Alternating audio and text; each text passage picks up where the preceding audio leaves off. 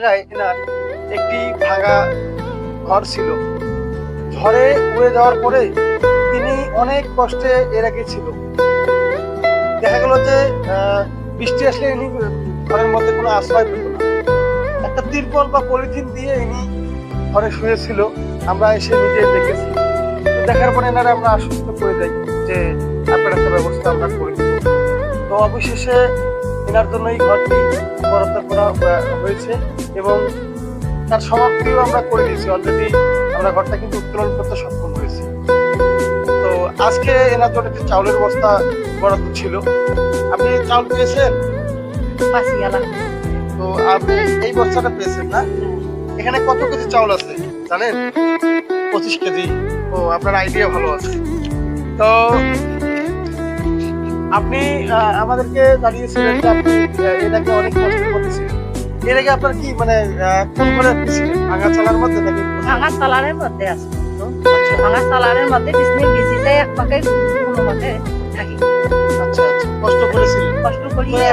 এখন যে আপনার একটি সুন্দর ঘর হয়েছে, আপনি কি তাতে খুশি আছেন? খুশি, আলহামদুলিল্লাহ খুশি আছি।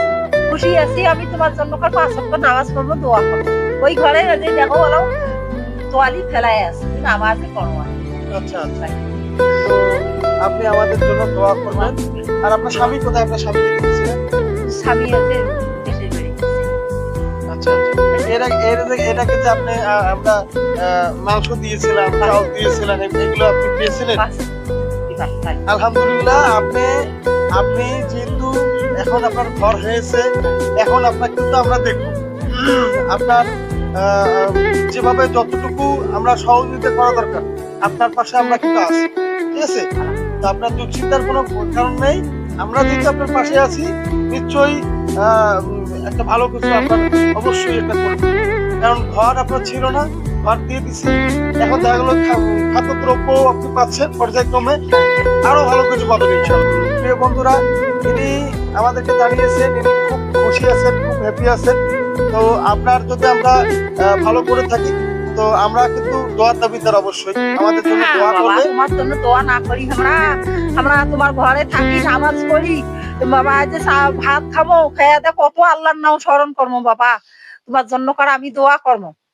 তো প্রিয় বন্ধুরা, সবাই এটা বেশি করে বেশি শেয়ার করবেন আর এই অসহায় মায়ের জন্য দোয়া করবেন।